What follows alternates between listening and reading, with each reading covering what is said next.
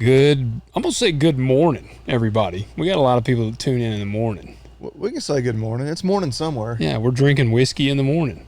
That's right. I mean, it's. I guess it's morning in Asia somewhere right now. It's Yeah. Friday morning. What is it like in Australia? It's 9:28 here. Well, You're going to cheat. yeah, I'm going to use my world clock on my phone like anybody does in the year 2023. I think it's like, it might be morning there. So in Moscow, it's 5:30 a.m.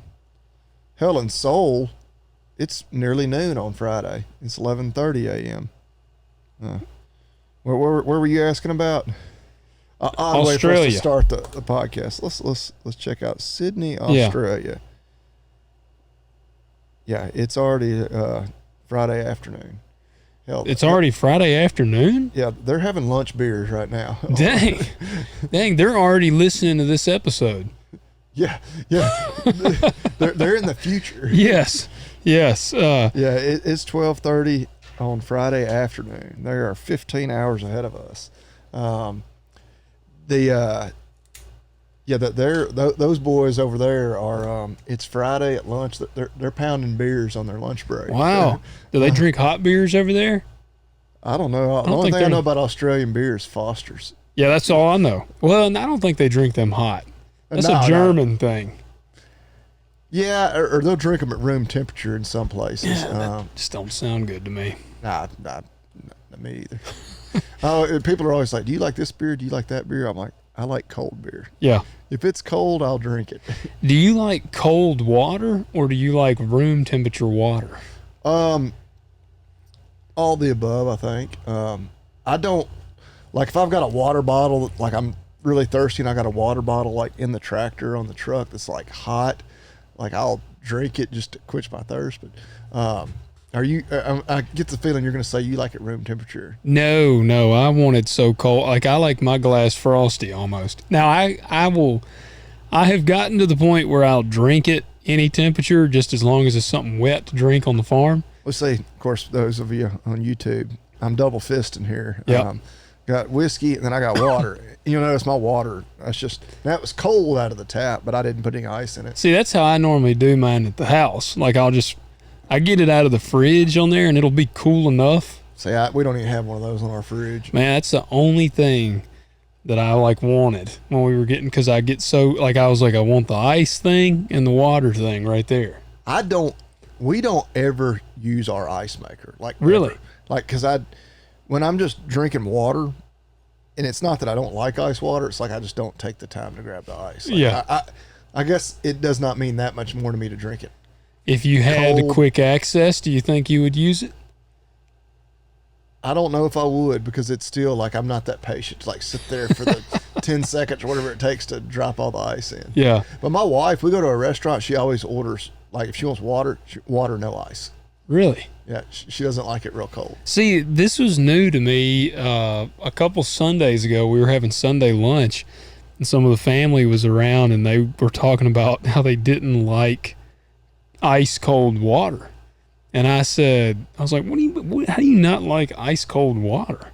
And they were like, well, I don't like it. Which some of them were like, I don't even like water. See, I love water, man. Oh, yeah. I love water. But if I've noticed, like, I have a big Yeti. It's like a half-gallon thing that I've towed around with me a lot of times. It's stainless, and man, Yeah, I've seen you with it, yeah. that thing, I carry it with me everywhere. And I'll have ice in it. Now I don't put a ton of ice in it because I drink a lot of water today's time, but I like it cold because I've noticed if I drink like warm water, like if I got some bottles of water in the truck and I'm just grabbing them, I don't ever feel like I'm very hydrated. Like warmer water does not quench my thirst and hydrate me. Yeah. Like, now I know there's some weird study, I think, where they claim like room temperature water is more hydrating than, but I don't know. Yeah, I don't know. I mean, certainly the warmer water is not going to be less hydrating. It just mentally, I'm thinking it just does not quench Well, or satisfy me. It's going to cool you off better, obviously, but yeah, I'm like that on temperatures of a lot of things. Like I can be comfortable like in a room in a wide range of temperatures. Like, yeah, all right, it's getting up over like 73, 74. All right, I'm getting hot. Yeah. Like, I can be comfortable like in the upper 60s. Yeah. You're like a snake. Yeah. Cold-blooded. Right. Yeah, I guess a little bit there where we'd be like, man, it's hot in here. And I'll be like, that's okay. And then next time you go, like, man, it's cold in here. And I'm like, no, it's comfortable. Like, Man, I wish I I were have that way. employees that like wear sweatshirts at work. See, now, I could do the cold, but I'm like, I think I'm like hot-blooded. Like, Well, you're right. I like if it's warm, like something's wrong. We don't have the air turned on somewhere in the building at the office. yeah. Or like sometimes when I'm in an exam room and there's like me, an assistant. Sometimes I've got an intern, and then there's like A lot of hot air in there. one, and there's like maybe it's the whole family is there with this pet. Like sometimes I'm like, son of a bitch, I gotta get out of here. Like I'm gonna start stripping down. Yeah, so hot bothers me more than being a little chilly. But Yes. I like we had to go outside to work on an animal today, and a young lady that was helping me, she was wearing a sweatshirt. Of course, she had on like her regular scrubs underneath it. I was like, "Come on out here and help me with this one." And she started taking her sweatshirt off. I was like, "Yeah, you damn well better," because I was just out there a minute ago, and I nearly had a heat stroke in my short sleeves. Yeah. Well, But I get a kick out of that because I'm like, y'all, like the thermostat, like. what do y'all have it on? Like 70? We have those that keep it in a range. Yeah. But it's running at the high end of the range this time of year. I think it's we set it at 68 and 73, maybe 72. Yeah. Even during the day when we're all there. They got a sweatshirt on for that? Oh yeah. And I'm like, and a bunch of them do. It's not just one of them. It's like, because we got sweatshirts with our logo. Like, I'm like, y'all are crazy. Like, Wow. like I never, like even in the winter, like I wear short sleeves to, like I wear a jacket into work, and then underneath it I've got short sleeves on. 'Cause I'm working inside all day. Dude, it never fails, like during harvest, because some mornings it'd be cool. And so I'll start the morning off. Now I have a t-shirt on, and I usually start the morning off with a hoodie on top of that. Oh yeah. Our yeah. fall around here, it's a hoodie in the morning and a heat stroke in the afternoon. Yes. That's the way it goes. Yeah. But see, my problem is I sweat like a jackal. Like, and maybe it's because I drink so much water too.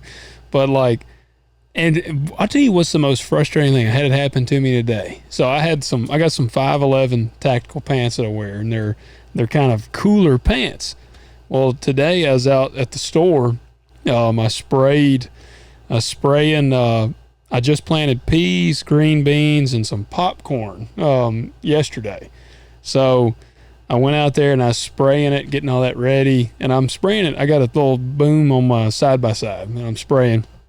And, man, I told Marcy today, I said, I have been thinking a lot about enclosing that side-by-side and putting air conditioner on it, because I was like, because I'm doing like 2 miles an hour. And then once I got done spraying that, I had to go and I had to spray every pumpkin for bugs, like, because I've started to see the little patch of eggs, and as soon as they come out. Is it squash bugs? Yeah. I figured it would be. Yeah, they are a freaking nightmare on pumpkins and or squash and everything. Squash. And like once you see them, it's too late. Kind of thing. Yeah, you gotta. It will be now. What I sprayed on them has a residual, but it'll be I'll probably spray them every week until then. Maybe. I mean, I'll have to spray them a bunch. Now I got a little liquid fertilizer in there that I'm spraying, but I mean I have to spray. I sprayed every plant with them, and so I like pull up, spray, just pull use up, your hand spray. wand. Yeah.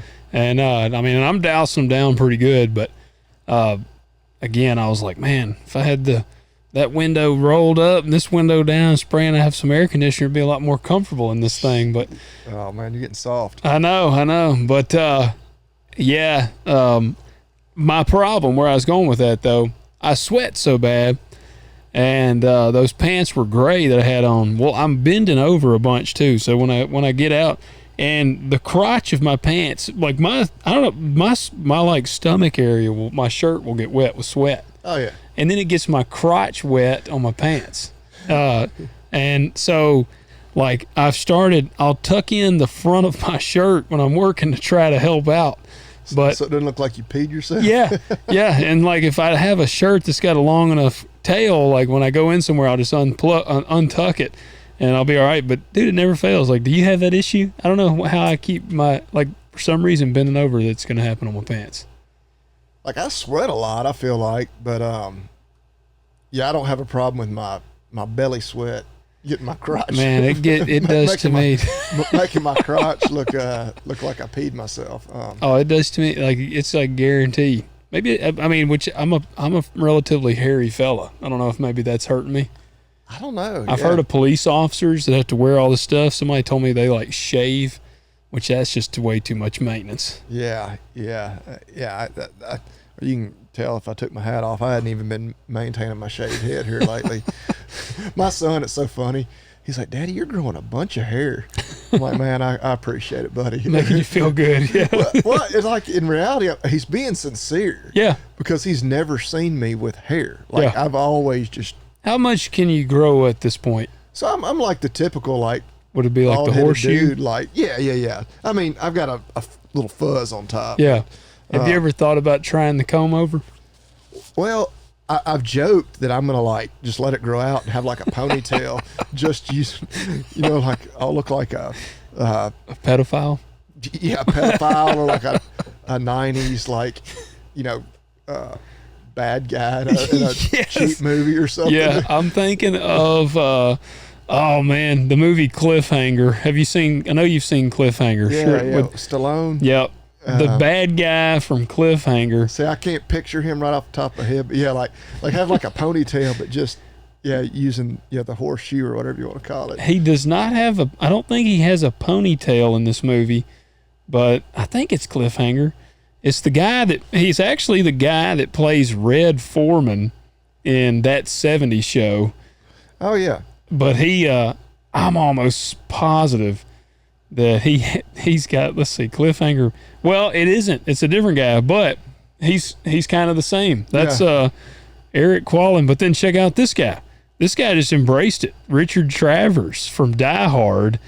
Look, he's just going full blown, man. He ain't even like. Oh, there's plenty of dudes who do it and make it work.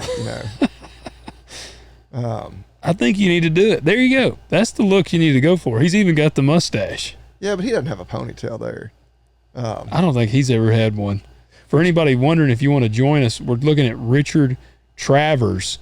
I can't hardly show you. Let me see if I can zoom into this picture. He's been in a bunch of movies, like 90s movies. I wonder if he's still alive. I ain't seen him in anything in a while. Well, and actually, I was going to show you a picture of a guy who actually is dead, unfortunately, just recently. And I know you're not near the sports fan, but that I am. But John Clayton, who was an ESPN like NFL reporter. Dude, look at that. There we go. Yeah, I mean that's the guy, Richard Travers. See, I'm just a few years away from being completely slick up top like he is. Yeah. I've got like just a little fuzz, but. So who are you saying now? John Clayton was an ESPN NFL reporter, and he always it was like just a studio like headshot of him talking. Yeah. And then ESPN like famously did a commercial because like you just see him and he's like this small little white bald headed guy, and apparently he had like a ponytail. Whoa, is that him? Jeez. It's one of those funny commercials back when ESPN used to be cool. And it's like, and I'm pretty sure that's really but you would always only see him from the very front. He was wearing like a suit. And that's kind of what that commercial was. It's like him like doing a bit for ESPN. Like his freaking ponytail. Up, and then like he like rips off the suit and like he's got like a Slayer shirt. I wonder if he seriously had the ponytail. I'm pretty sure that was real. Wow. Like, yeah, it could be. I don't know. Dude, all right. I think that completely off subject of anything. Well, that works out. That's actually a good thing we could use here. All right. Because I'll give some shout outs. So I don't remember how long ago. It's been 3 weeks ago we started the giveaway thing. Yeah, started really pushing for the reviews. We need to write. People have been go to iTunes, give us the reviews, or is it not iTunes? Apple Podcast. Apple Podcast. There you go. People, y'all have been knocking it out of the park. We're up to 85 ratings now, and so we got 15 to go by September 30th. It's looking pretty promising. We need y'all to keep doing it. Remember, if you do it, if we get to 100 for new people, if we get to 100 ratings on Apple Podcast, by September 30th, we're going to pay to fly or help you travel out here. Let me ask this. So when they leave their review, we can just see their little username or whatever? Yeah, well, only if they write a review. If they leave just 5 stars with no written review, it doesn't show us any of that. So how do we identify all the people to do their drawing? Like, I'm just asking. They're going to have to, we'll probably have to either get them to send us emails or they're going to have to reach out. Okay. It's going to be, logistically, that'll be the fun part, is getting that going. But that's going to, more than anything, it's going to initiate the giveaway, getting us there. But we're going to have guys come out here. You're going to get to join us in studio for the episode. We're going to pay for your hotel and take you out to eat. And let you sip some bourbon with us, unless you got cirrhosis of the liver. You know, we don't want to help aid in your death. But give you some swag, hook you up, and I think it'll be awesome. But what I was going to say in that, and I also got to give a shout out. People that listen on Spotify, I'm like a Google podcast guy. If you listen on there, please leave us a rating. But people have been really rating us on Spotify. Good deal. I don't do much Spotify, but hey, we appreciate y'all. And I did want to give a few shout outs real quick here. I like to do this. So Matt Fulton, these guys have actually helped me make decisions on my farm. They're entertaining too. Both of that's awesome. That's awesome to hear. Like, because we're sharing our realities in the ag sector. And so I'm glad to hear that we've helped you out. Hopefully they've been good decisions that we've helped you make. And the entertaining part is awesome. Another guy here, he said, I look forward to hearing every Friday to this podcast. Thankful to get great content from like-minded people who share the same faith, farming interest, and like-minded views and values. Only downside is they're Tennessee Vols fans. I would highly recommend listening. That's dogs back to back, so he's got to be a Georgia man. Yeah, that's all right. We're in. They've won back-to-back national titles, and they're worried about us. That tells me we're doing all right. Bobby, the more you listen, you'll learn. I can't hardly claim to be much of anybody's fan because I don't watch hardly any of them. But if I got to pull for my team, I'm going to pull for my state team. So that's my whole thing with people, because we have lots of bandwagon fans. And I don't want to turn this into a sports talk, but yeah, I mean, if you don't have an alma mater or whatever, you don't have a close family member that went to a school, you root for the home team, right? Yeah. Or you can do like a lot of jack wagons around here, and you're like, hate the home team. Or like, I'm an Alabama fan. Well, when did you become an Alabama? Name me 2 of their coaches before Nick Saban. Well, what are you talking about? You know? Yeah. Right, buddy, because you can't name any of their coaches prior to Nick Saban. Yeah. But anyway. Yeah. Well, I've decided here's what we need to do when we hit 100, because then obviously our next goal, we got to have another lofty goal. And if we get there, you can grow a ponytail horseshoe out. So if we get to 200, I'll consider that. I'll do like I'll figure out something. We'll both grow ponytails. We'll just both grow ponytails out. Okay. There you go. And I'll do a big mustache or something, but yeah, our wives will be happy about that. Growing a ponytail. The older I get, the more I do things to like try to annoy my wife with my, like, she does not like a mustache. Oh, mine, Marcy hated when I had a mustache. And then she's like, I wish you wouldn't. And she kind of likes the fact that I let my hair grow out just a little bit. I'm like, why? I'm like bald on top. Like, I feel like it looks better just to be shaved. It's like, oh, not when it's just completely shaved. I'm like, whatever. See, so she's all in on the ponytail. She might be. She might be. Well, there you go. Well, that'll probably be part of the next one. When we get to 300, we'll cut our hair and we'll send you our hair. That'll be the giveaway. Yeah, we'll send them a bag full of hair. It's getting a little weird. But, by that time we may be big enough that we'll have some weirdos following us. Yeah. We'll some fans that want our hair. They'll have a mannequin of us at their house. Yeah, it's getting really weird.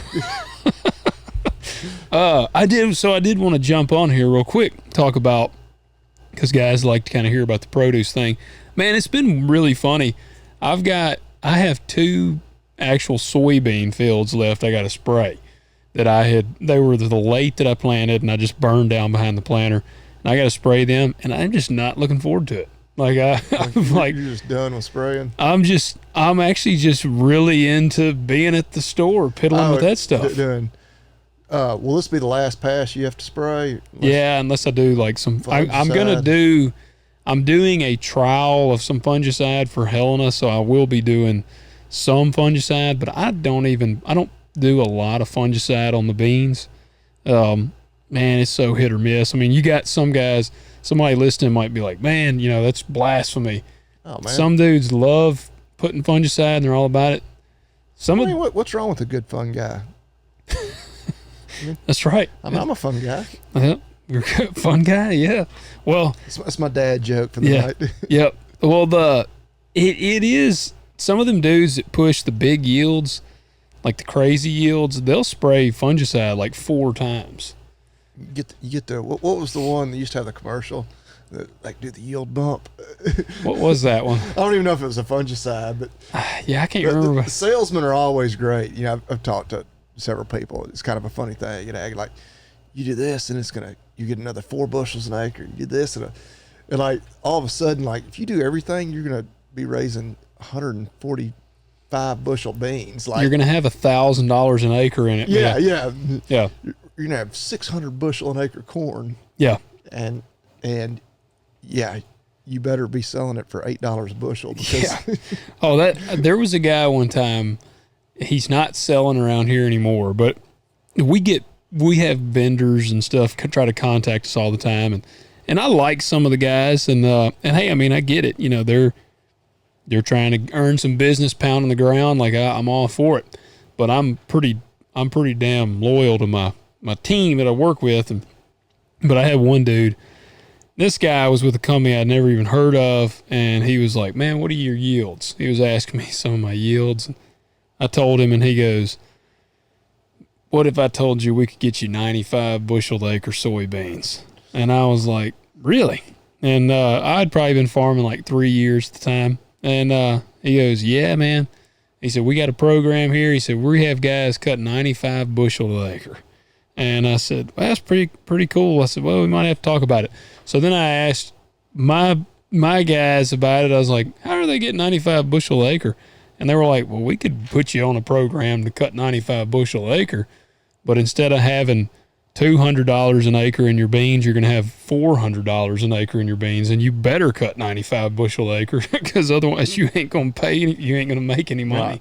So, that's the one thing. Like, what I want to figure out on that sector is like, how do you keep kind of pushing the envelope without just endlessly dumping money into it? Yeah. Where it makes sense. You're not just increasing your bushels per acre, you're increasing your profit per acre. Yeah. Like I heard some crazy things. So corn yields, my population is 32,000 seeds per acre is how many I'm planting.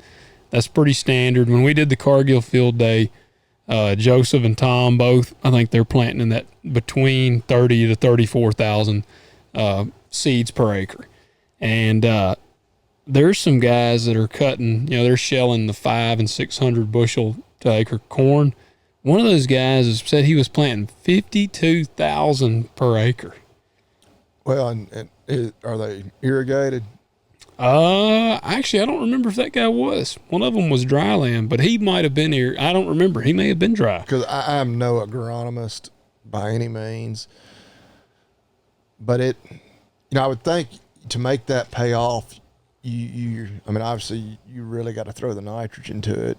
But it seems like your water, your nitrogen, all that's going to be, what's going to be your limiting factor. Yeah. And obviously you're trying not to make it your number of plants, but you better have plenty of fuel for those plants. Well, that's I've always the way I've always looked at nitrogen is rough, and not everybody has the same view, but I roughly figure however much nitrogen I put down is what I'm hoping to gain in yield, like is what I'm shooting for. So like I have some fields like 200 pounds of nitrogen, 200 bushel corn. Yes. Yeah. And I've got some fields, and this is where it's good to know your fields, because I have some fields that I could put 400 units of nitrogen down and it ain't gonna shell over about 150, 160. Like I just have some fields that are just not. And so obviously on those, it's good to know that so that I ain't just pissing money away. Like I got some that I'm probably going to put about 170 units of nitrogen on them, and that's it. I have one field this year that I put 300 units of nitrogen on because I'm kind of experimenting with it, and I pulled a year, 1 or 2 years from it the other day.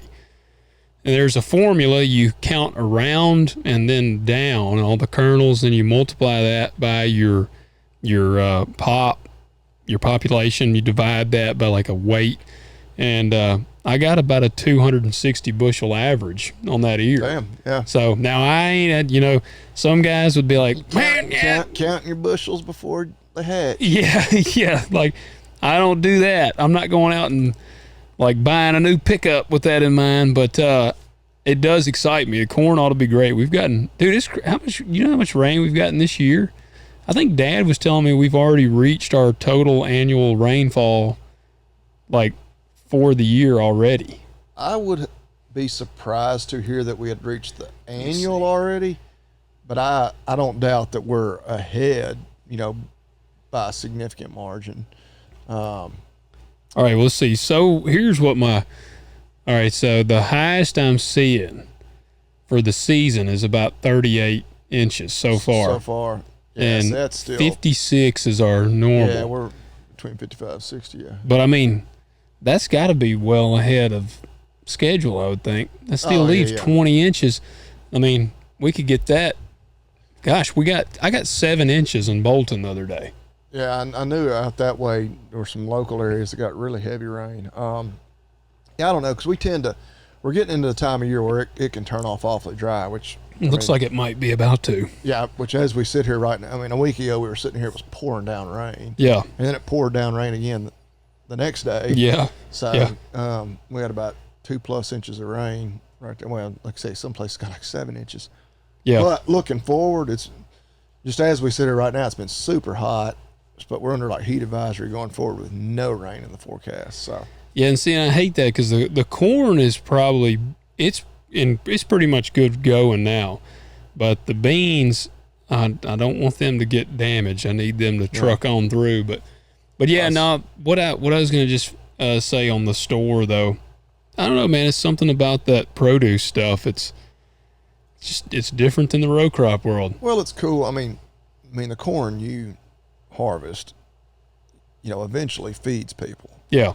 But it's a long roundabout way. Most of our commodity crops here, because we're right on the Mississippi River, go to the river and then that's exported. Yeah. And not that we don't want people in other countries to eat. Those exports are really important for our markets, but you don't get to see it. Like when you're selling sweet corn to somebody, like they're literally going to be putting that on their plate tonight. Yeah. Like tomorrow night. Like, it's a person that lives right across the road from you. That's just something cool. Like you seeing it from, beginning to end. Yeah. It'd be like when you sell beef and then that cool, like, look, social media, we can hate on it all we want, but I know it's got to be cool if you see somebody put like burgers up hashtag Hurricane Creek Farm. Oh yeah, you do. Yeah. Oh, that's cool. Yeah. It's like, hey, and the next day they got food poisoning. No. Yeah. I was gonna make a joke earlier about seeing the sweet corn the next day, but I thought I was gonna be a little more tasteful than that, but then you went there. I know, and I actually had a bag for you. I picked like 20 years for you, but I think it's old by now. Oh yeah. No, I would have loved to have had it, but just talking about like that's the cool thing about gardening. Like gardening makes no sense for economics. Oh yeah, how much you have in it? The money and time you put into it, like I'm convinced makes no sense. Yeah. Well, like squash, for instance, and anybody in the South knows what I'm talking about. That crap, like I don't want to see another squash till this time next year. Yeah. Because you always plant more than you need, and you can have one little hill, and it's going to make enough to feed an army. Yeah. And you're like, we've eaten squash every way imaginable. Like we're not even picking it anymore. Yeah.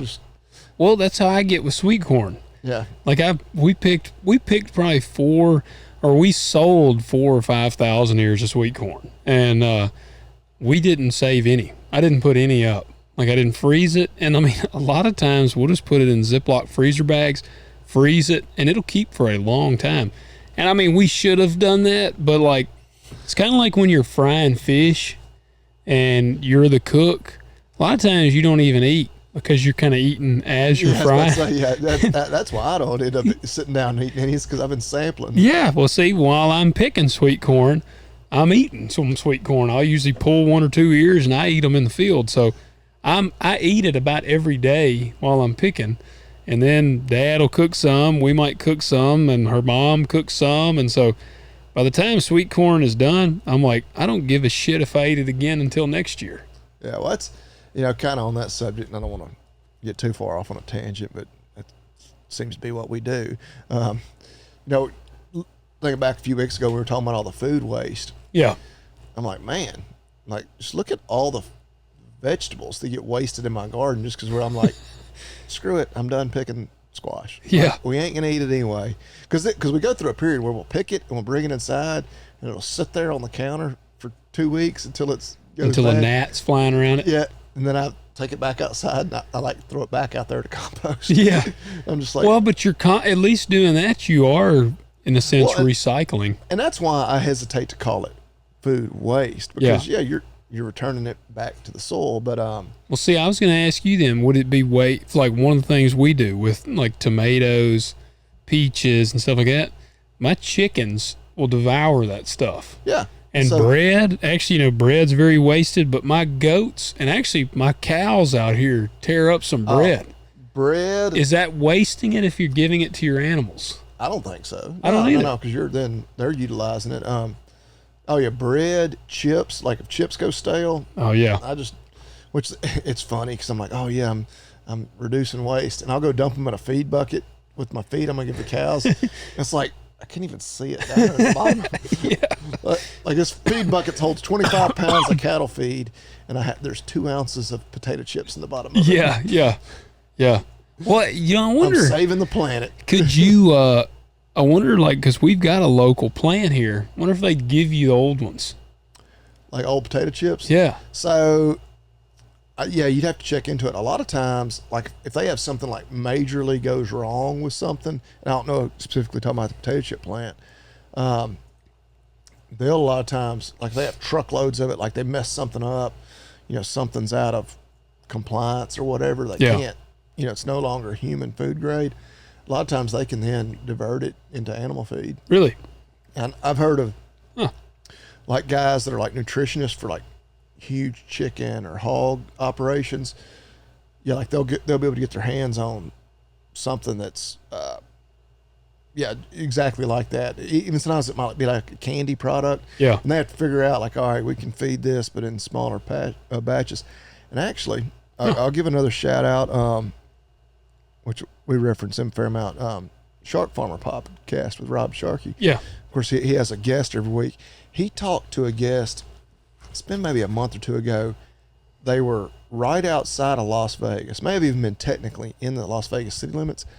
They have a program where they get all the leftover food from a bunch of the restaurants and feed it to like their pigs. Oh, okay. Now there's some certain things they have to follow, because I know there's some regulations, like certain things they can't feed to them. Yeah. But like that's like a I think they big probably part. don't even have to buy much feed then, I would think. Unless they're a big hog operation. I don't even remember. And when she was talking to him, there was something in particular they got like a truckload of it.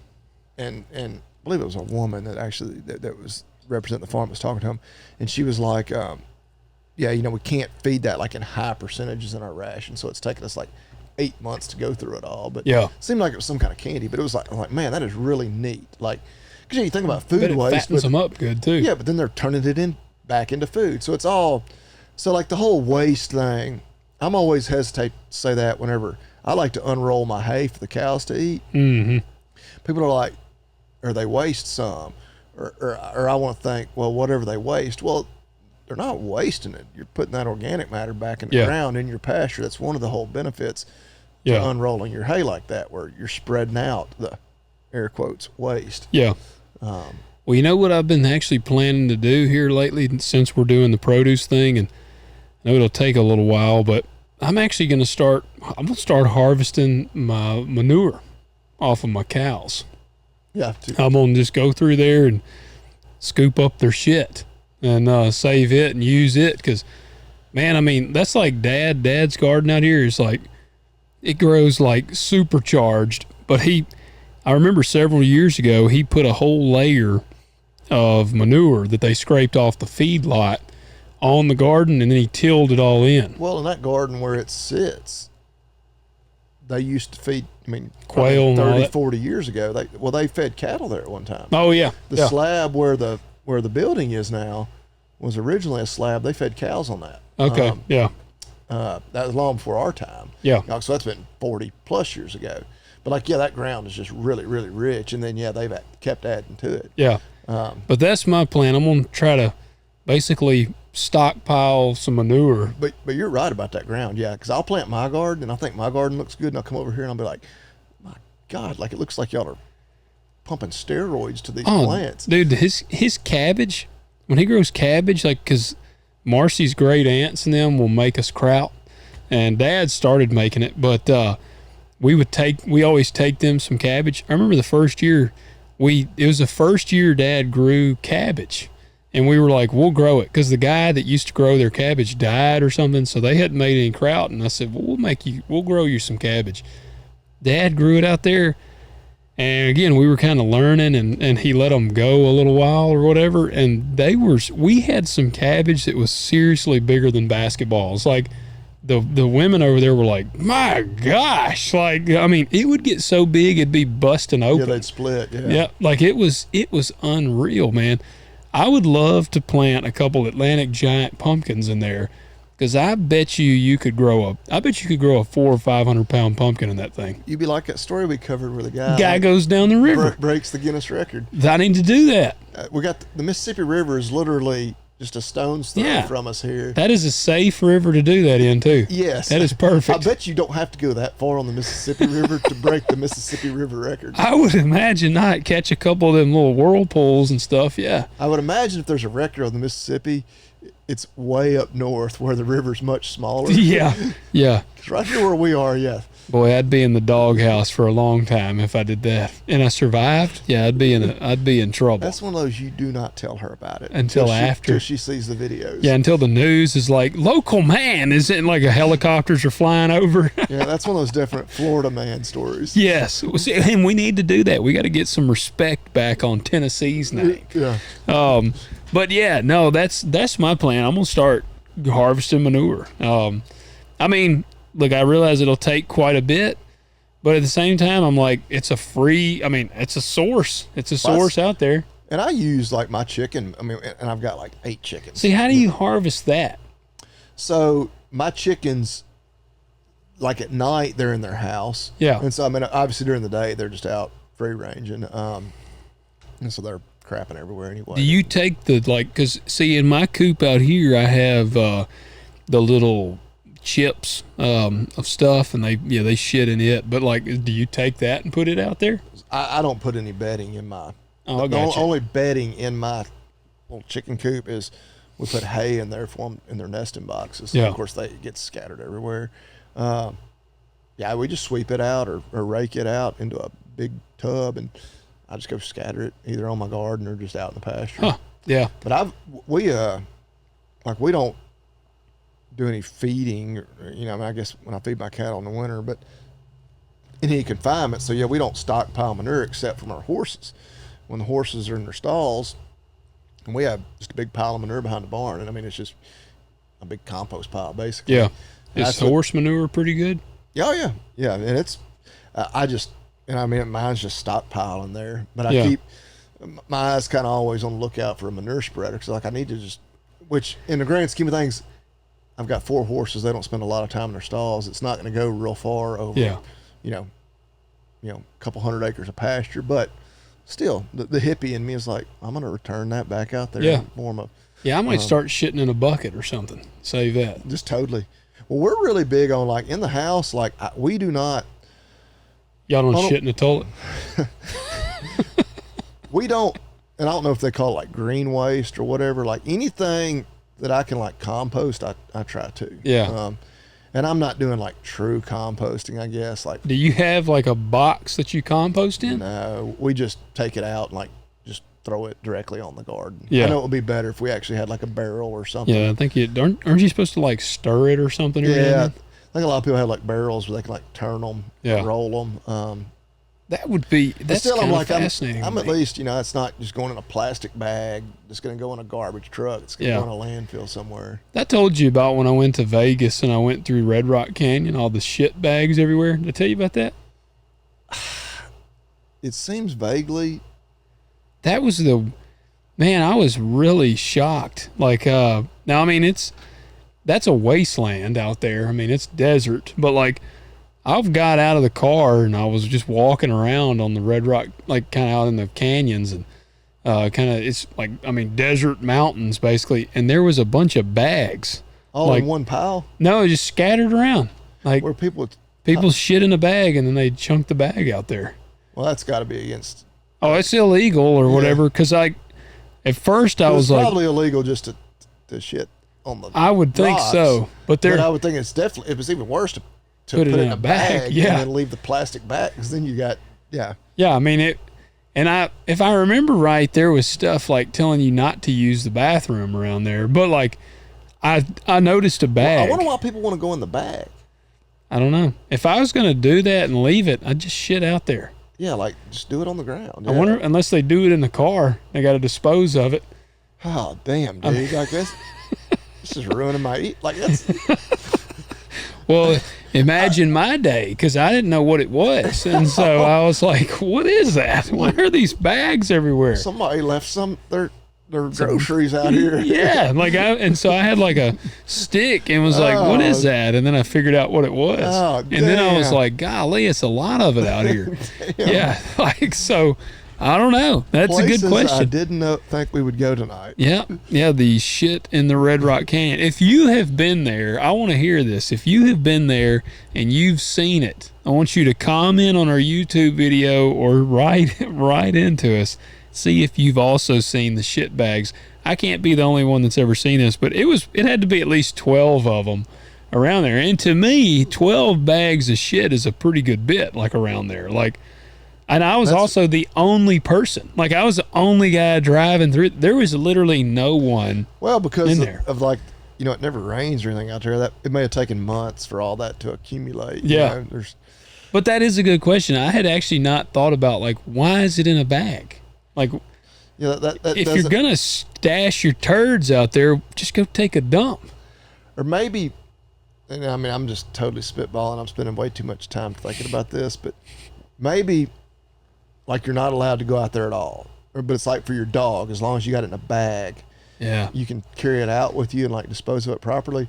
And so people do that in the bag, and then they're like walking out, and they're like, "All right, there's no park rangers around here anywhere. I'm not carrying these turds anymore." Yeah, and then they just throw it down. Yeah, like I have no idea if that's where it comes from, but Bear is a chocolate lab, and he does drop a pretty big dump when he goes. But it was some big turds there. The one bag I was examining to figure out what it was. We got to get back on the rails. I was like, man, this is yeah. But yeah, no, the composting thing, that is actually something I would like to start doing. But I'm a little bit of a hippie, and well, see, I do give most of my stuff to my chickens. Yeah. Well, I just hate like the idea of a landfill. Like, just turns my stomach. Yeah. Like, there's huge blocks of ground that are just piles of trash that we're burying or whatever we do with yeah. it. Yeah, I think they try to burn some, and it is just a kind of a depressing place. Like, cause I have a pass to go up here to the dump, and that's where I throw my trash, and it is a very depressing place. Yeah, it's just like, man. But see, what do you do with like aluminum cans? Like, what are you supposed to do with those? Recycle them. But I thought I read recently where like a lot of the recycled stuff actually doesn't get recycled. I don't know about that. I've seen people like throw that out there, like, oh, you're wasting your time. Yeah, there was something. It was like a very minuscule amount actually gets recycled. We recycle our cans our cardboard and most of our plastic like we can. Yeah. Like I take the time to drive up to the recycling bin. And, Where is that? Is that the by Hat Ads? well, and then there's one at the landfill too. Yeah. Okay. But yeah, the closest one. Sometimes I'll go to the landfill, like if the other ones are full or whatever. So do you have a separate box for recycled stuff? We keep a big garbage can, like a 50-gallon or whatever. I don't know. The big garbage cans. Yeah. That we just throw plastic in, and like our empty milk jugs, or I mean, hell, there's all kinds of plastic. Well, see, I got a burn barrel for all my empty jugs. I try to recycle them, and then cardboard, cardboard, my God. Do you take it and recycle it? Oh yeah. See, I burn all that. See, and especially like from the vet clinic, 'cause like, I mean, we go through. I mean, I can fill up the bed of a pickup truck with broken down boxes every week. Like You need an incinerator out there. well, or I can recycle it. Like, Well, you're recycling. You're returning it to the atmosphere. yeah, and like, look, I'm not some like huge environmentalist. I don't know that that's. Do you remember the? And I do sometimes question like the science, them like saying, "Oh, this is bad for the environment," whatever. But like, Do you remember the incinerator at the shop? yeah, Man, that was like my favorite thing ever. I was the guy that got to go burn boxes. Yeah. I used to smoke some cardboard while I'd be out there. I was like 12. let me snort bourbon. I would every now and then. I'd get like wad up because you're 12, 13, see people smoking. You're like, wow. Continue cool. Yeah. So I'd light some cigar or not cigar. I'd light some cardboard and you'd smoke, like inhale and be like, it'd like burn your lungs because you're smoking cardboard. Oh man. I did have something I wanted to talk about real quick on the ag. This is a prime example. Bobby Lee and I got in here tonight and we were like, what kind of, you got a good topic? Man, we got a little bit we can talk about, but I don't know. And here we are almost to an hour. Well, speaking of burning, kind of try to segue. One of our local meat processing Oh, yeah. plants You said we had a local thing. burnt. Yeah. Are you talking about our Lightfoot? I'll give them Yeah. a shout out there. They did my last cattle. They were Which great. I was talking to somebody, another local farmer, and he was talking about, cattle prices, how good they are. And he's like, yeah. He's like, I delivered one to the processor a week ago and it burned up. I was like, dang. what? And Dang. he's like, yeah. He's like, the place caught on fire. What happened? He didn't really know. He's like, they just called and told me, and they're like, it's, it didn't like literally burn up the meat, but they're like, you don't want it, like the smoke. Is there and like an insurance on something like that? Well, that's what I asked him, because I kind of talked to him on the phone. Then I saw him a little later, and I was like, because I got to think about it, I was like, surely their insurance may be like anything else. Well, my brother got talking. He was like, he had, I think it was a blower, like a gas powered blower that he had taken to a local shop to get repaired, and it got stolen. Oh, wow. And so he got a brand new blower. Yeah. Like their insurance, Bought him a new blower. So I was like, which of course then it comes down to, well, what price do they pay him for that steer? Because, oh buddy, you can, do you pay him just market value, which a custom fed steer is worth more than just, commodity steer. Yeah. Do you pay him what the meat was then worth? Oh yeah, that's a lot of a lot to go through there. I don't know. But he's like, they said they're gonna make it right. But yeah, I was disappointed because I was like, man, I have not yet used them as a processor, but I think they're gonna get back rolling. Yeah, well, Just take them a little while. I said, did they burn up? He said, oh, it burnt up. Really? I didn't know if it was a situation where, it was a small fire, some stuff got damaged, they'll be up and going next week. Because I had even mentioned to him, I was like, with you having the store and everything, it's not in our, 6-month plan or anywhere, but at some point we have USDA inspected meat, which hell, we got to have the USDA inspected trucks and the USDA. That's why we're just going to do it like a speakeasy. But anyway, like we talked about, we would probably, that would be certainly the most local USDA inspected processor we could use. Yeah. I was like, well, dadgum, like, I was having flashbacks to the Tyson fire, like in 2019. Yeah. Obviously on a much larger scale, but well, they did. I did hate that for them because they were really good. They really did good work for me. Yeah. I need to go by there. Well, I guess now I don't, but it's cool. Just 'cause I want to check it out. Yeah, it was a really cool setup. And I'll tell you, I've been really pleased with the guy that does my processing too, but they do not offer USDA inspection if we ever wanted to go that route. Yeah. Well, see, they even had, man, they had the most, which my cattle mind is, I mean, our stuff out here is old. We got the old head catch and old head catch and all that stuff, but they had this most bad to the bone head catch I'd ever seen. Like, cause Brock went with me, and he really gets into the cattle stuff, and like we dropped off Curly. That was Curly's the one. I bid him farewell before he took the bullet, and then we walked inside and they were showing us, cause Brock was like, "Man, look at that!" Like their head catch was like hydraulic, and I don't remember what kind it was now, but Brock, when we got out of there, he was like, "That's what color was it?" Gosh, green. It was something like that. There's a bunch of different ones. Name the name, and I might recognize it. I mean, they're not a sponsor. No. Aeroquip. It might have been. I think he said they're like $15,000 or something. I mean, the hydraulic ones are going to be high no matter who makes them. Aeroquip is kind of, in a way, they might be like kind of the Cadillac. Yeah.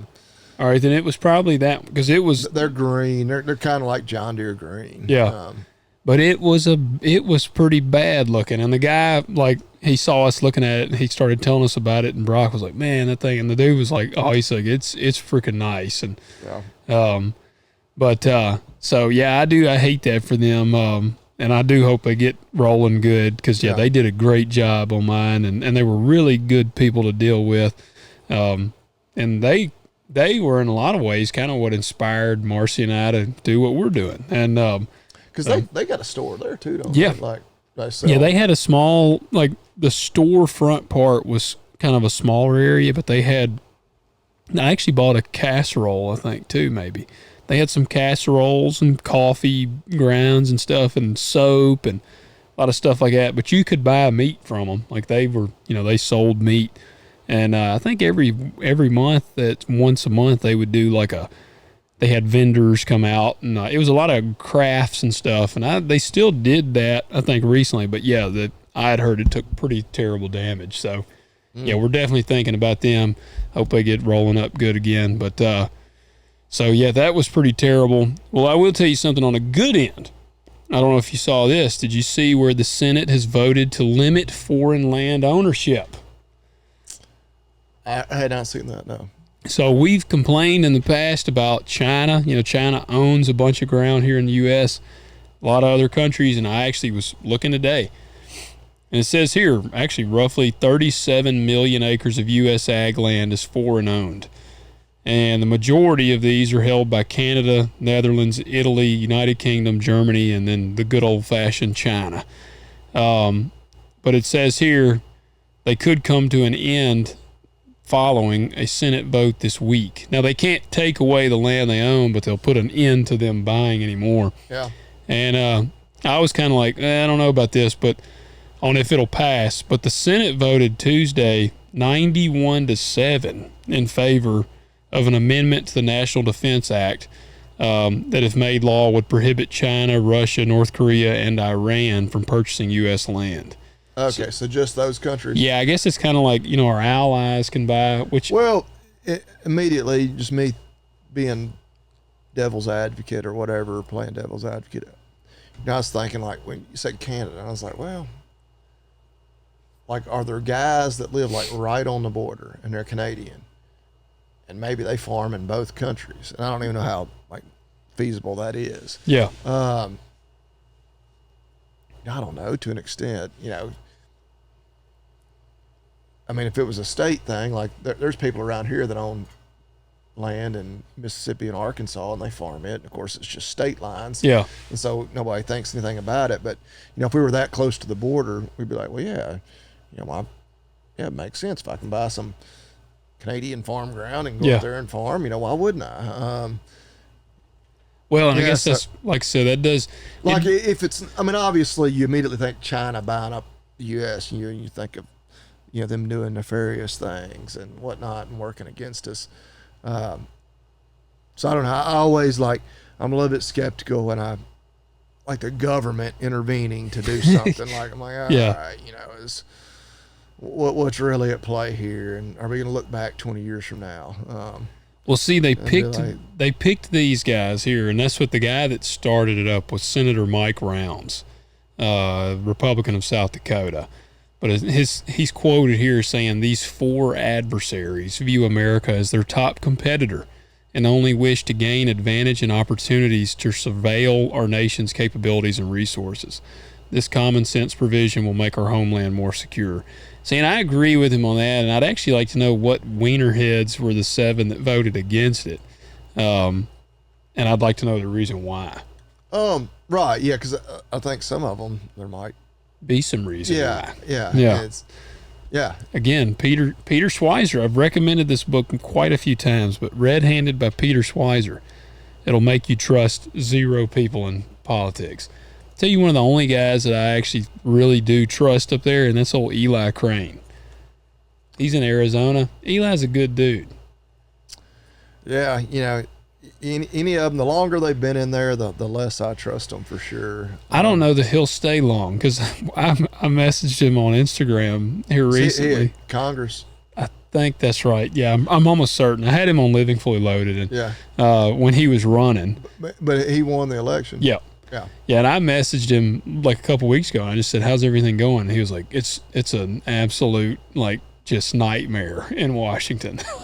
He was like, "It is such a shit slinging thing." Yeah, I would imagine you get there real quickly and you either want to get out as fast as you can, or you become a swamp creature. Yeah, like those are your 2 options. Yeah, you become a swamp creature. Maybe you're convinced you're going to drain the swamp, which we've seen. Even if you're president, you try to do that. You have every single person, media outlet, everything else working against you. Yeah. Yeah, you either. Well, that's the whole appeal of Trump. Trump's not a good dude. He's questionable politics.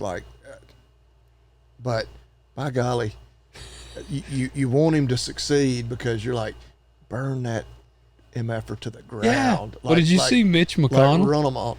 That's what I saw. And somebody, it was actually Dave Portnoy of Barstool, and I'm sure he wasn't the only person who made this point. Obviously, he has a pretty big voice on social media. He's like, absolutely 0 people should disagree with the fact that we should have. He's like, we have minimum ages for office. Like, why on earth do we not have a maximum age? Yeah. He said, make it 30 to 70. Yeah. Those are your years to serve public office.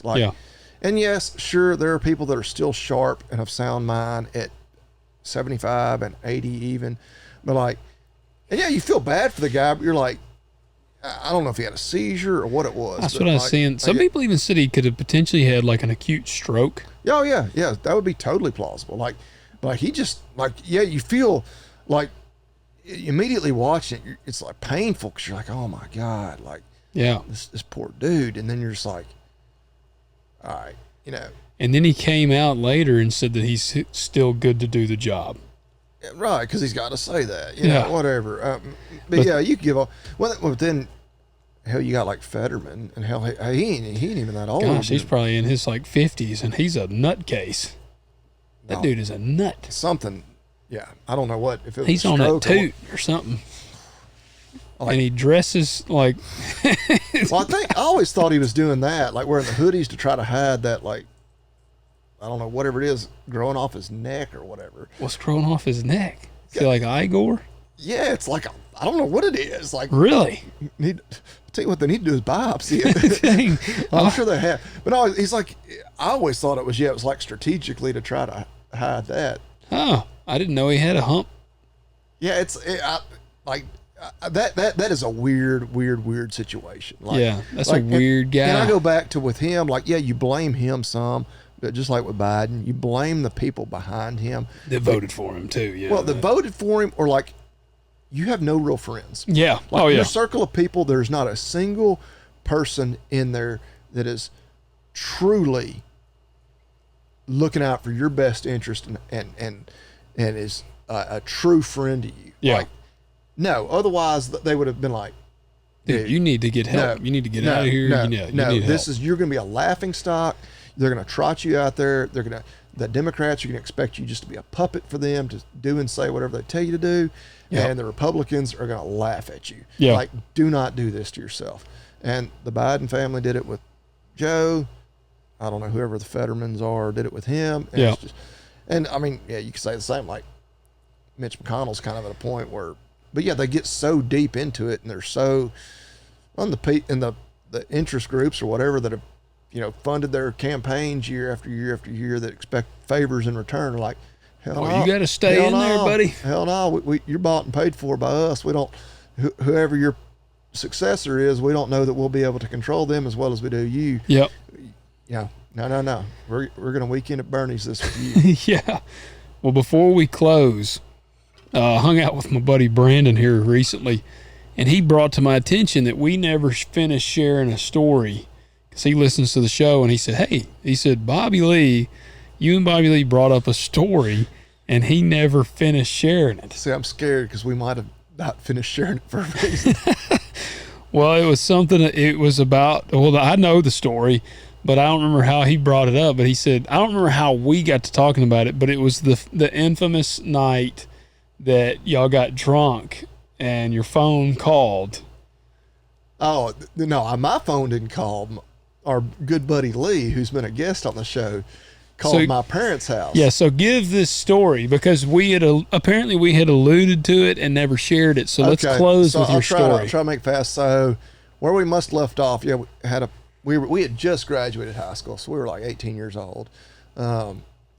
Actually, Lee was really young. He was still 17 when we started college, so he wasn't even 18. I just turned 18, whatever. Typical, like, house party during high school. Like, his parents were gone, whatever. He had this would have been, 2001. We just graduated. He had the old Nokia phone in his pocket, butt dialed.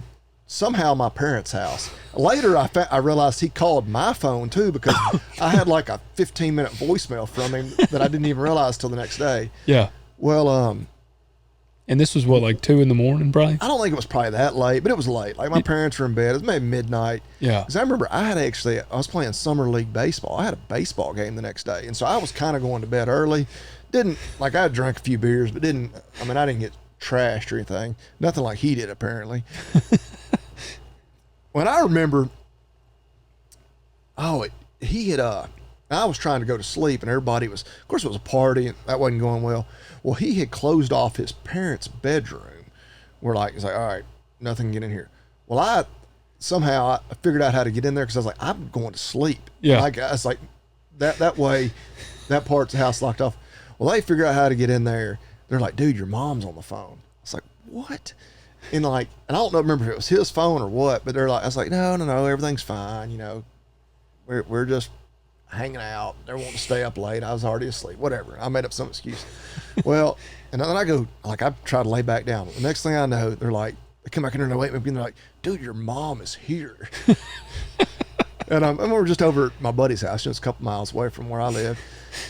And of course she's irate, and she's like, get in the car, we're leaving. Or I drove home, which again, I had drank a couple of beers.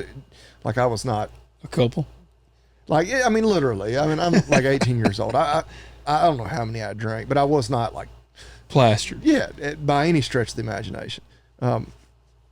We get home, and my mom, I guess my mom being oblivious to like her baby would never do anything.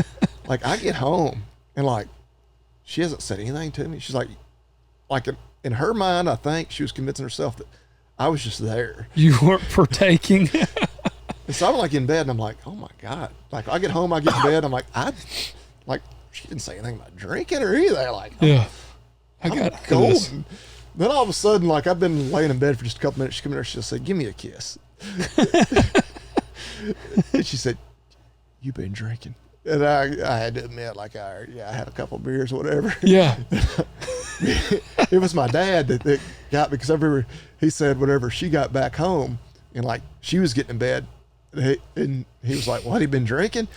And it had never even crossed her mind. Maybe I'd been drinking. So he kind of unknowingly threw you under the bus. Well, I don't even know that. I think he probably wanted to know too. But Yeah. but he was like, he just assumed that she would know. Yeah. And she's like, well, it never even crossed her mind that maybe I would have done something like that. Oh, gosh.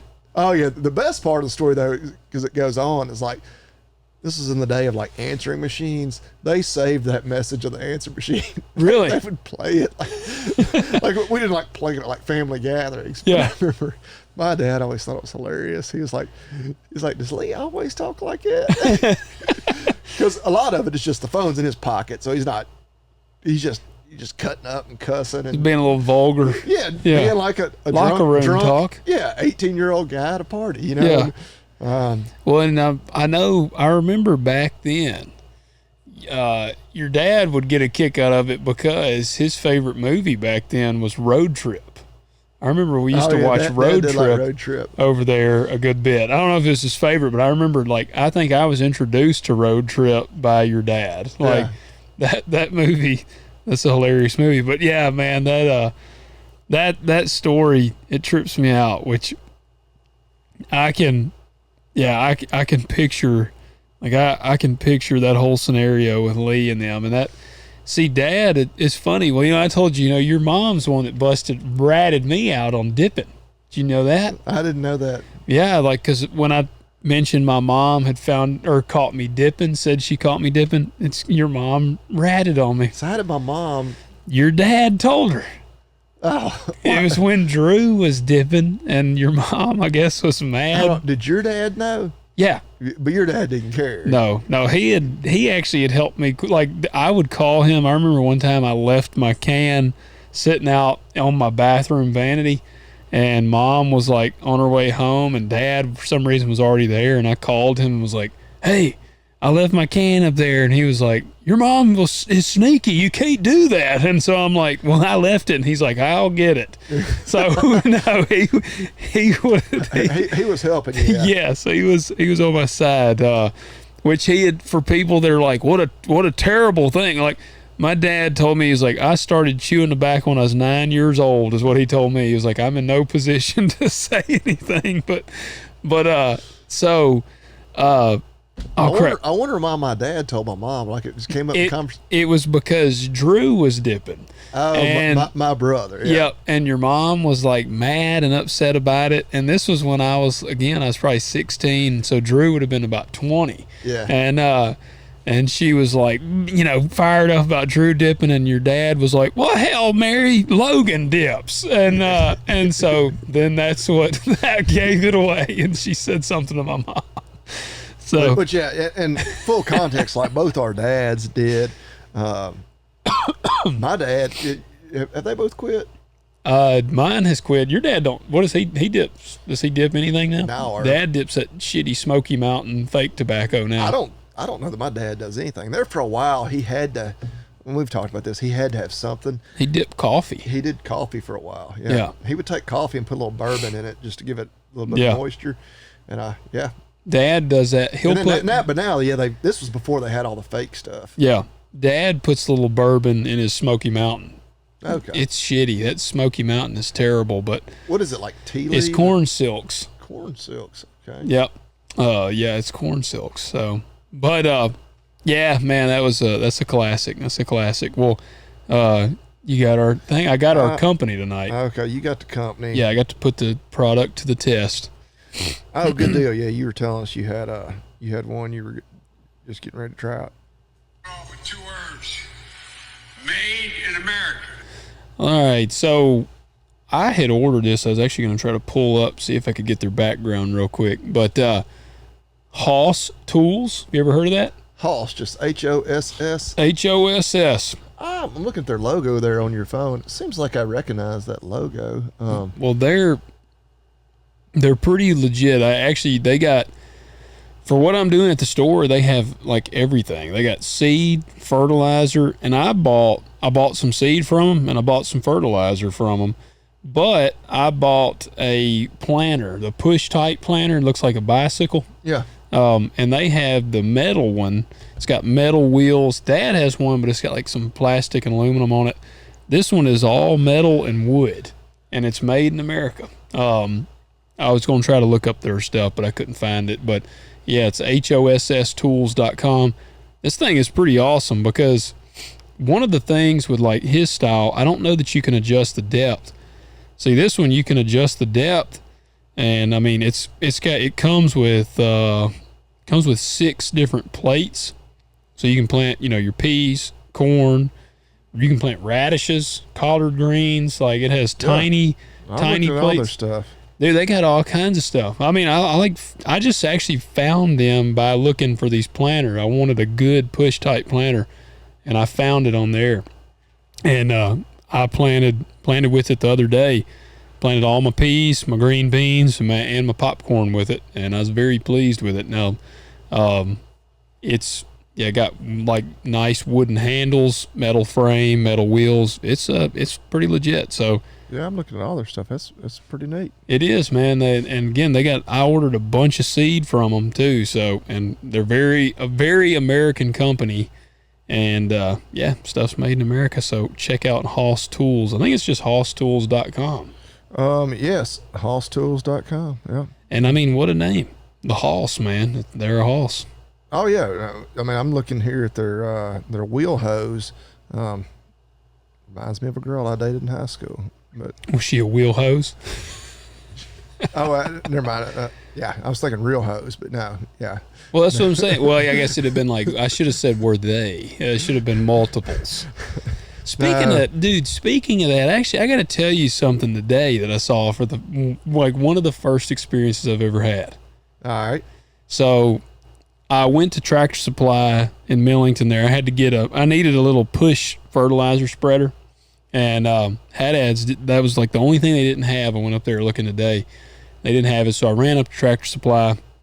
I got one because I had to fertilize my popcorn, and I stopped at this kind of it's a gas station I don't particularly frequent, and it's not in the best part. I'm pretty sure I watched a robbery at this gas station online like not that long ago.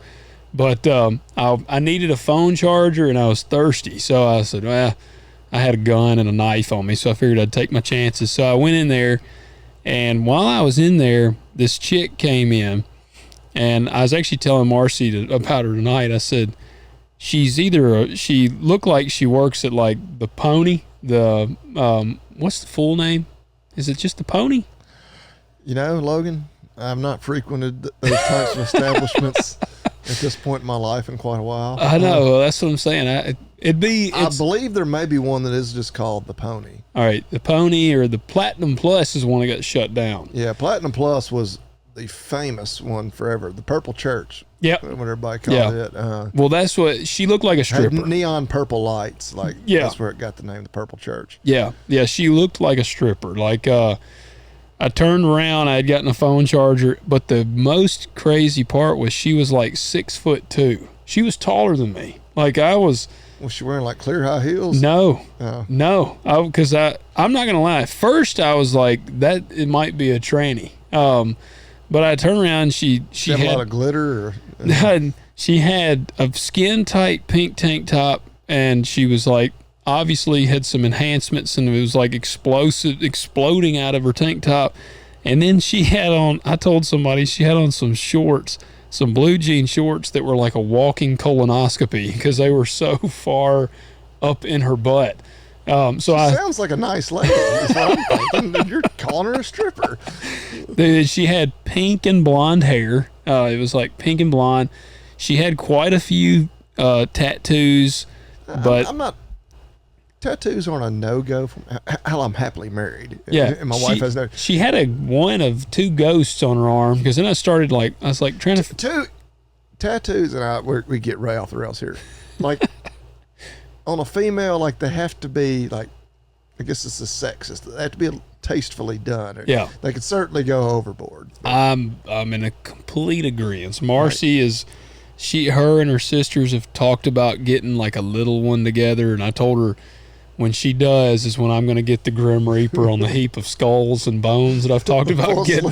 Yes, but she says she might. So she's going to have a 1 centimeter by 1 centimeter wrist tattoo, and you're going to get. I'm going to look like a Hell's Angel when I walk into the room. But But yeah, and so y'all might be watching. Y'all can see right now my arms are untattooed, but hey, there might be a big skeleton on this thing before long. But yeah, I said no woman. It's rare that I'm around somebody that makes me feel like a little person, but she was so big, like not. That's where you thought she was a tranny.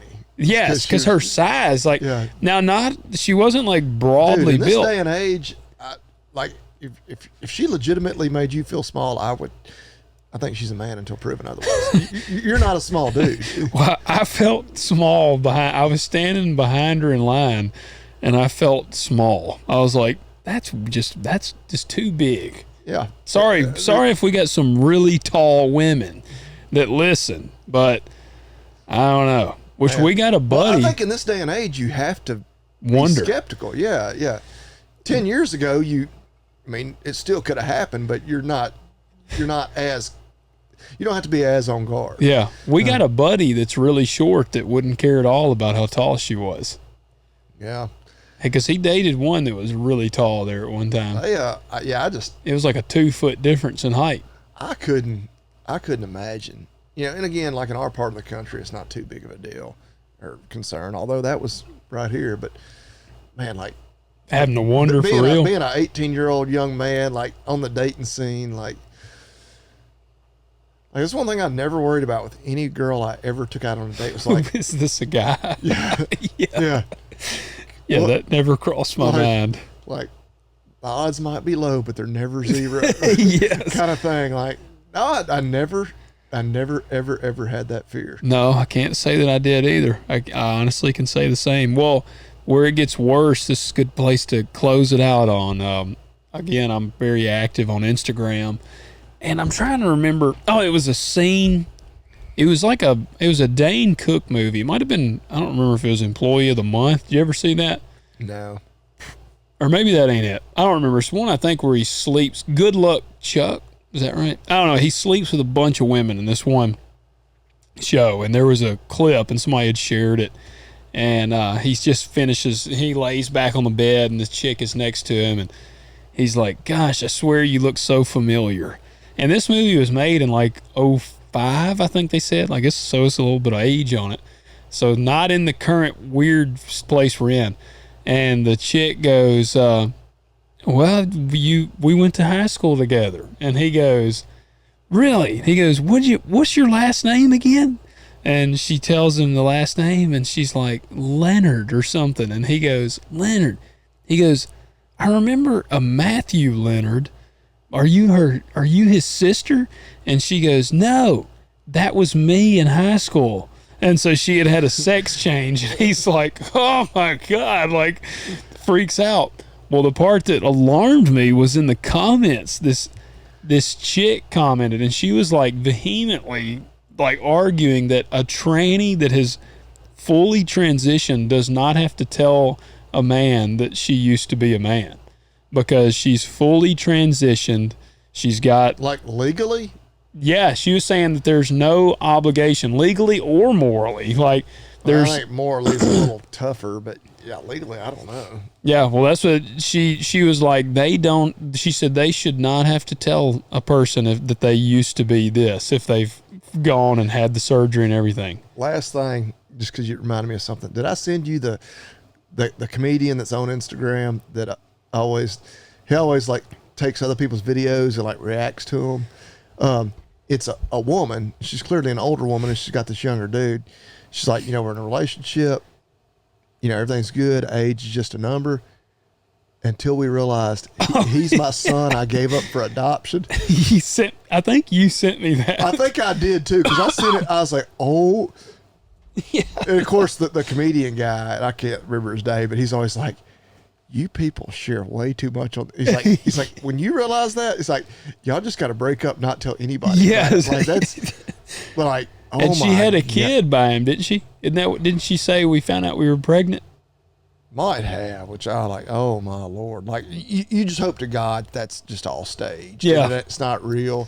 But like, oh dear Lord. Like anyway, we probably shouldn't even gone there, but dude, check this out. Check this out. This is real. All right. So I don't know if y'all have seen this. I'm actually convinced this is actually real. Barbed wire trampoline. You just made me think of it. Like they've got barbed wire stretched on a trampoline. Yeah, train. you see it down there? Yeah. Like at first I was like, that's not real. But then I noticed they've got the barbed wire attached to The springs. the springs, and this guy straight up jumps onto the barbed wire, and then but then watch, it grabs his hair and holds him down. Like that's real barbed wire. Yeah. I watched it several times to try to figure out, but I am actually convinced. Yeah, I think that's probably right. People will do anything for to get views on the internet. Golly, look at that, man. Yeah. What an idiot. But anyway, yeah, they're all white guys. I feel like we went way off the rails tonight. Oh man, I think we got plenty of ag talk in there. I'll tell you next week. I'll go ahead and give you guys a forewarning of next week on some of the off the rails we're going to go, because I haven't gotten a chance to watch all the stuff, but I will by next week. The UFO whistleblowers, so y'all can just be prepared, because next week I'm definitely going to have aliens on my mind. And look at this picture I knew took. that was on the in the news recently. But Dude, look at this picture I took. Tell me what that is. Took that tonight. That is like a freaking UFO if I've ever seen one. Zoom out. Like I had to zoom. I was 100 times zoomed in to see it. It's just like, I don't know. That's a freaking UFO. Like, or it could be a bug on your windshield. No, it was moving. It was out here on the sky. Look, I can show you guys because I zoomed in on Richard Travers or whatever. Look, y'all tell me. Y'all be like, I want to hear y'all's thoughts. Y'all got it. If you're not watching these on, dang, if I zoom in, if you're not watching these on YouTube, I really feel like you're kind of missing out. Look at this. So I took this in the sky when we were coming home from eating dinner tonight. Tell me that ain't a freaking UFO. I know to you, because you saw it and you still remember it in the greater context. But like to us, it's just like, it's just a spot on your phone. That is a UFO, or it's a freaking meteor. Marcy was like, that is an airplane. I said, that is not an airplane. You should have videoed it and zoomed in as your video. Oh, man, it was. But when you zoom in that far, it gets really hard to hold it steady. Well, but I'm just saying, because, like, I don't, like, I'll trust you, but, like, literally, like, that could be just a. I had my daughter scared. I was like, because we were coming home, and I was like, look at that. What is that? Because it was out, like, straight out in front of us. And I said, what is that? And Marcy was like, that's an airplane. I said, that is not an airplane. I said, that's like a meteor. They're coming for us. Yeah, I said, or that might be a UFO. And Emerson in the back is like, what is it? What is that? And like I had her like scared because she's like, because then I was like, that's aliens. And Marcy's like, that's not aliens, it's an airplane. And Emerson's freaking out. Marcy's like, it's an airplane. So then I go back out there with binoculars when we get home, and I'm like looking through binoculars at the end of my driveway. I'm sure cars are like, what the heck? So yeah, guys, I'll save it for next week. Y'all just be ready for next week. Yep. I'll have my alien hat on. Guys, please leave us a rating and a review. Like I said, we got to get to 100 by September 30th. We get there, we'll have you get somebody out here on the show that has done that. We'll do a giveaway, get some good swag. Once we cross that threshold, we'll shoot for 200 Bobby Lee and Al grow ponytails. And guys, also, if you're watching on YouTube, please hit that like button, hit subscribe, and share it with your friends. Catch you next week. Talk to you next week.